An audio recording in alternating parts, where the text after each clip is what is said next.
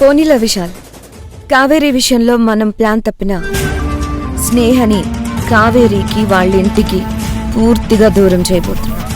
మన plan fail అవ్వలేదు యమజ. ఇప్పుడు కూడా మనం కావేరీని ట్రాప్ చేయొచ్చు.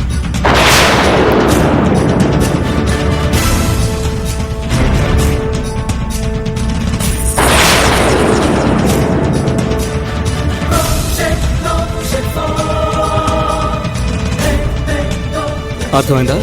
ఓకే, అలాగే చేద్దాం.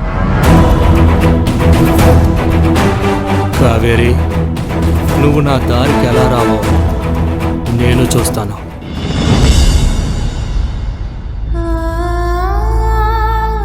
అమ్మా, నీ అనుగ్రహం వల్ల మొదటి రోజు పూజ పూర్తి చేశాను. ఈరోజు రెండవ రోజు. ఈ రోజు కూడా నా పూజ ఎలాంటి ఆటంకం లేకుండా పూర్తయ్యేలా చేయి తల్లి. పూర్తవ్వదు కావేరి, నువ్వు అనుకున్నది ఏది అవ్వదు. నీ ఇంట్లో వాళ్ళందరి ముందు నన్ను అవమానించావు కదా, ఇప్పుడు చూడు వాళ్ళ అనుమానాలన్నీ రెట్టింపు